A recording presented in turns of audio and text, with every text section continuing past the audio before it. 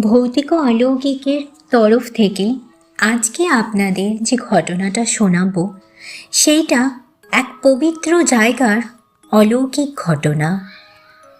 চলুন আর আপনাদের অপেক্ষা না করিয়ে ঘটনায় যাই।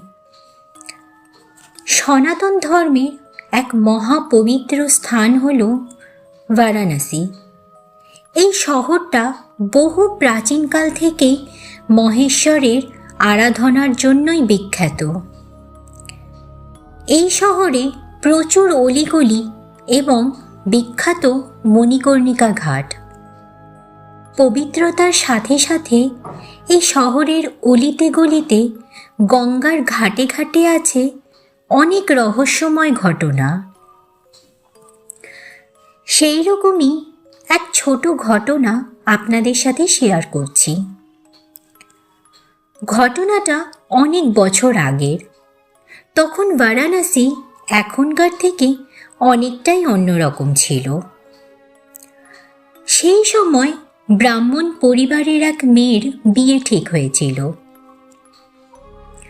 মেয়েটার নাম ছিল অন্বেষা। খুবই শান্ত, ধীর, স্থির এবং এক কথায় যাকে বলে অপরূপা। সব কিছুই ঠিকই ছিল। বিয়ের দিন লাল বেনারসি, শাখা, পলা সব কিছুতে তাকে অদ্ভুত সুন্দর লাগছিল। পাত্রপক্ষের নিয়ম অনুযায়ী বিয়ের দিন রাত্রে বিবাহ সম্পূর্ণ হওয়ার পরই মেয়ে শ্বশুরবাড়ির উদ্দেশ্যে যাত্রা করবে। যেহেতু ঘটনাটা অনেক বছর আগের, তাই পাত্রপক্ষের কথাই শেষ কথা। মেয়ের বাবাও তাতেই রাজি। যথারীতি বিয়ের সমস্ত অনুষ্ঠান শেষ হওয়ার পর বরকনে এবং বরযাত্রী বাড়ি ফেরার জন্য রওনা হয়।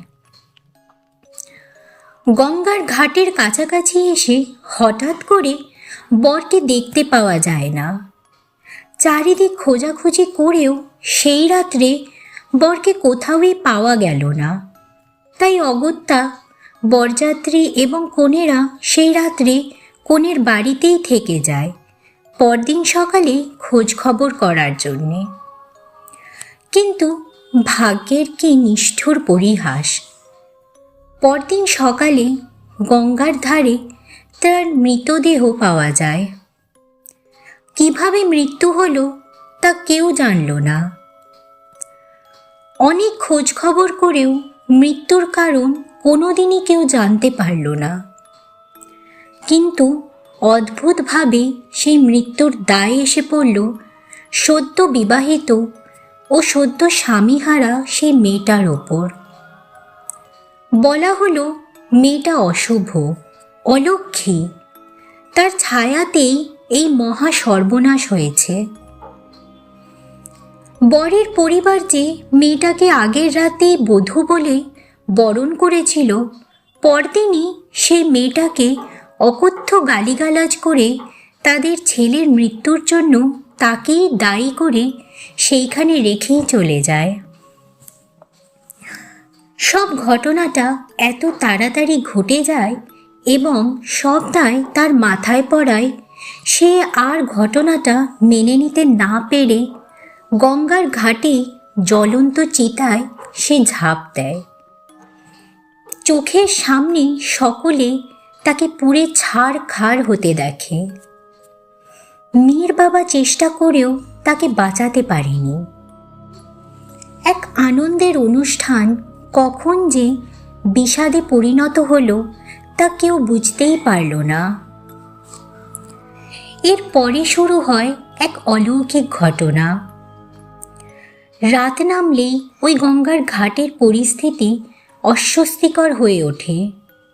রাত্রে কেউ গঙ্গার ঘাটে গেলে বা অনেক রাতে মাঝিরা নৌকা নিয়ে আসলে ঘাটে এক লাল বেনারসি পরা, চুল এলোমেলো এক মেয়েকে ঘাটের ওপর দিয়ে হেঁটে বেড়াতে দেখে। কখনো বা মুখ নিচু করে কাঁদতে দেখে। সে কাউকে ডাকেও না, কারোর দিকে তাকায়ও না। কিন্তু যদি কেউ প্রশ্ন করে তুমি কে? এত রাতে এইখানে কেন? তখন তাদের দিকে ধীরে ধীরে ঘুরে দাঁড়ায়। যারা তার মুখ দেখেছে তারা বলে, এক বীভৎস ঝলসানো মুখ। স্থানীয় লোকেরা বিশ্বাস করে এই অশান্ত কোণে তার বরকেই খুঁজে বেড়ায়, কারণ কয়েকজন তার খুব কাছে গিয়ে তাকে কিছু জিজ্ঞাসা করলে সে ফিসফিস করে একটাই প্রশ্ন করে, আমার বর কোথায়? যারা এই প্রশ্ন শুনেছে তারা আর কোনো দিনই আগের মতো স্বাভাবিক হয়নি। আজও বারাণসীতে সূর্য ডোবার পর ওই ঘাটে নতুন বউদের যেতে দেওয়া হয় না।